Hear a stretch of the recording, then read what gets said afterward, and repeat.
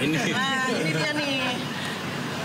Kalau yang dari pusat udah diserahkan sama beliau? Sudah. Sudah ya.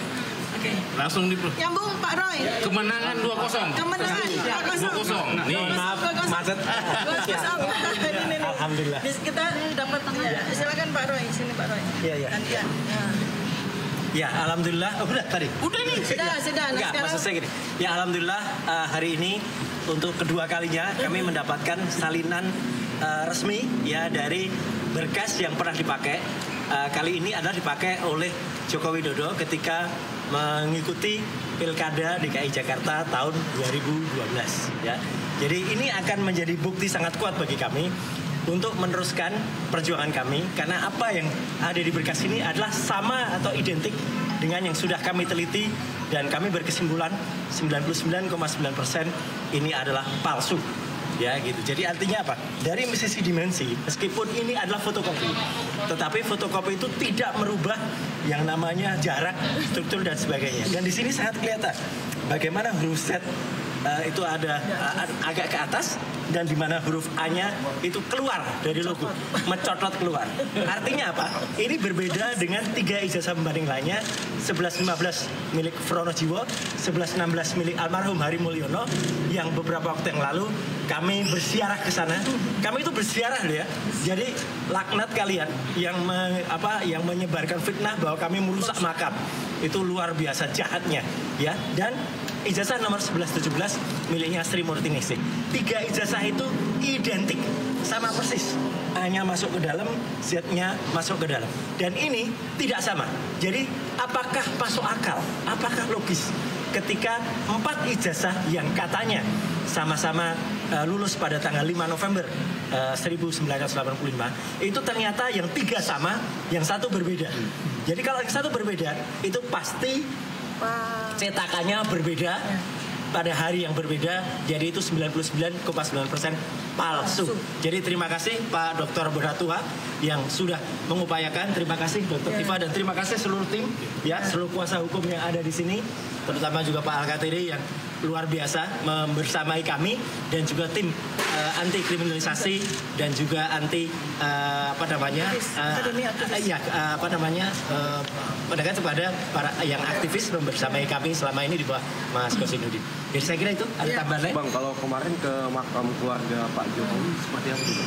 Ya, kami sebenarnya ke sana itu untuk satu ziarah, dan kedua untuk melihat karena apa? Karena menurut penduduk sekitar yang sempat diwawancara secara eksklusif oleh Dr. Tifa, itu ada sesuatunya belum akan kami ceritakan sekarang, karena itu merupakan bahan bagi buku kami selanjutnya.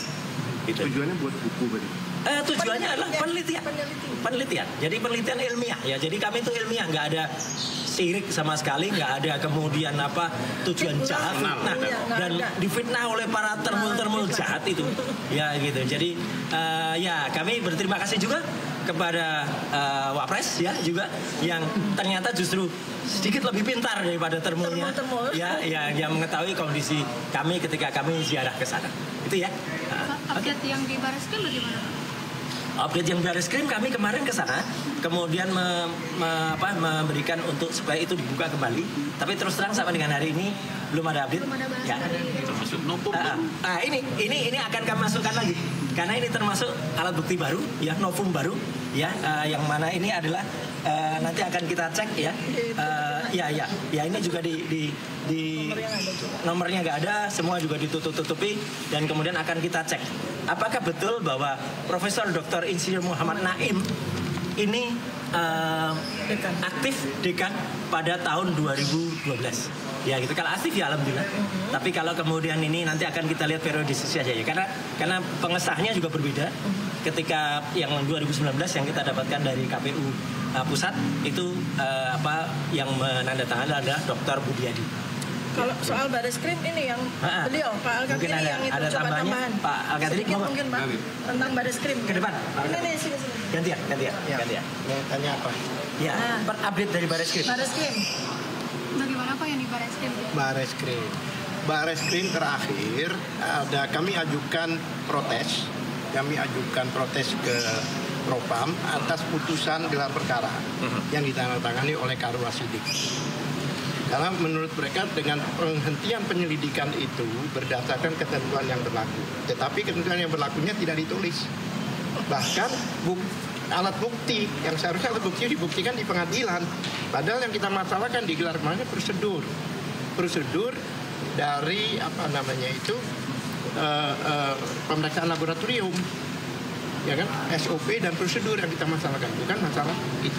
Nah, kami protes, pada itu kami mengajukan ke Propam, oleh Propam dijawab dirujuk ke Wasidik. Kami tolak loh, bagaimana kita melaporkan karo Wasidik, tapi kok ya disuruh proses Wasidik. Apa yang terjadi, akhirnya karena protes kami itu, maka keluarlah surat kedua bahwa itu sudah dirujuk ke Irwasum, lebih tinggi, ya kan, inspektorat itu yang memang pengawas. Memang begitu mekanisme, walaupun seandainya Kapolri pun seandainya bersalah, itu juga lapornya ke Propam, ke Wasidik. Itu memang bukan artinya tinggi besar, tapi mereka lebih tinggi atau lebih pendek, tidak, ya kan, oleh Irwasum. Lah, suratnya menyatakan bahwa sudah dirujuk ke Irwasum untuk diproses. Kami menunggu. Berarti bola panas ini di Irwasum. Nah, di situ mengkonfirmasi bahwa keputusan kemarin menghentikan penyelidikan itu berarti ditinjau kembali oleh kepolisian. Kami berterima kasih bahwa kepolisian insya Allah lebih profesional, ya kan, sesuai dengan keinginan Presiden ada reformasi kepolisian. Seperti itu. Jadi posisi bola sekarang di tangan Irwasum. Kami mengajukan permohonan untuk audiensi untuk dibuka kembali. Ya, begitulah kalau di Baris Krim. Oke. Bapak mungkin boleh ditunjukkan ke Ya, sekali lagi ini tadi hasil. Jadi ini lebih dari kemenangan Irak terhadap Indonesia ya. Kalau Irak Indonesia tuh 0-1, kalau ini sudah 2-0. Ya, kita tunggu nanti dari KPU, kami masih menunggu untuk untuk berkas yang tahun 2014 ya, dan juga dari Solo. Nah, Solo ini menarik karena itu agak jauh tahunnya, karena Solo itu baru tahun 2010. Ya gitu. 2005 dan 2010. 2005 dan 2010. Jadi tim kami serempak semuanya bergerak ya gitu. Jadi ada yang sudah masuk, ada yang sudah dapat, ada yang Oke. Menambahkan ya. Iya, silakan Pak Bunda. Jadi kita kan sudah dapat dari KPU kemarin ya, tanggal 2 itu. Tapi kita kan kurang puas. Nah, meskipun salinan ijazah dari KPU sudah, kita juga meminta ke Andri. Karena Andri itu sudah ijazah seperti ini seharusnya sudah posisi statis ya. Dan harus diserahkan ke Andri. Tujuannya apa? Supaya memverifikasi bahwa data yang di Andri dan di KPU RI itu sama. Ya. Jadi nanti siang kami jam 2 akan sidang pertama kali di Komisi Informasi ya. Sidang pertama kali ini perdana tentang ijazah. Saya mohon dukungan publik dan pers ya. Kita nanti ke Komisi Informasi Pusat ya untuk mempertanyakan arsip-arsip ijazah mantan Presiden Republik Indonesia ke-7 mengapa tidak diberikan oleh Andri yang seharusnya barang itu ada di sana. Kenapa? KPU tidak memiliki fungsi kearsipan.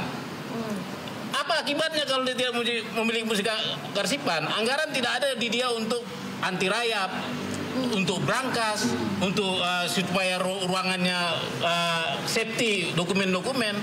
Ini akan bahaya kalau nanti ternyata itu hilang. Lantas ke lembaga kearsipan apa fungsinya? Seperti itu. Jadi mohon kita nanti didukung publik, mendukung kita untuk memintakan ini ke Andri. Terima kasih. Bang, kalau petitumnya apa sih Bang? Kalau nggak goalsnya di Google? Petitumnya kita memaksa supaya Andri melakukan upaya paksa sesuai Undang-Undang Kearsipan terhadap KPU. Kan kita jujur ya, kita ada sedikit misling ya. Kita tiba-tiba dikasih dokumen. Ini mungkin prosesnya karena kita publik. Tapi kalau begitu yang meminta adalah Andri, pasti Andri akan melakukan verifikasi validasi terhadap dokumen ini. Termasuk usianya yang dikasih ini kayaknya dokumen lama kok begini kan begitu kan. Itu pasti nanti Andri melakukan sejumlah penyelidikan untuk menerima arsip begitu saja. Seperti itu. Kalau Andri sejauh ini emang nggak punya arsipnya atau seperti apa? Nah ini uniknya, arsip Andri tidak mengaku punya dokumen itu. Padahal itu presiden loh. 2014 harusnya dia punya. Sedangkan kemarin aja wakil Pak Hatta aja ada ya. Iya. Bayangkan arsip yang begitu lama ada. Seperti itu. Mestinya Andri itu berfungsi kearsipan. Menyimpan itu, dan setiap publik kita ini ketika rindu melihat ijazah mantan presiden kita tinggal datang ke sana dan meminta. Seperti itu, Bang. Itu makanya Abang akhirnya menggugat. Iya. Oke. Terima kasih teman-teman. Terima kasih juga untuk yang sudah live ya. Malam sama dia. Semangat. Ini 2012. Iya. Ya, pemirsa, baru saja kita saksikan bersama pemirsa pernyataan dari Dr. Tifa Fauzia Tiasuma yang adalah merupakan pihak yang menyuarakan bahwa terdapat kejanggalan atau keraguan terhadap keaslian ijazah Jokowi dari UGM, di mana Dr. Tifa tadi menyampaikan inkonsistensi ijazah Jokowi mulai dari warna yang berbeda hingga nomor induk mahasiswa pun yang tidak tertera dalam ijazah.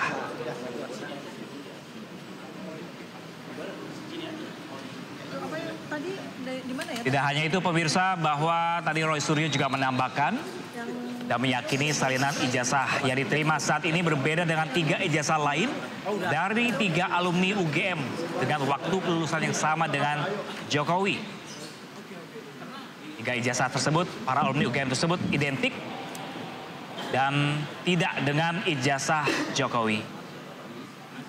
Sebelumnya pemirsa, relawan Jokowi dan Peradi bersatu datangi Mabes Polri guna mengirimkan surat keberatan hukum untuk mendesak Polri segera menuntaskan kasus ijazah Jokowi. Mereka meminta Polri untuk mendesak Polda Metro Jaya agar segera menetapkan tersangka dugaan pencemaran nama baik kasus ijazah Jokowi. Kita serahkan ini ke... Jokowi diam, ya. Karena kenapa datang ke sini? Karena Polri menambah laporan, ya. Laporan Pak Jokowi. Kasus ijazah Presiden RI ke-7 Jokowi. Siap. Siap. Sebenarnya sudah apa? Gimana? Foto di sini aja bareng.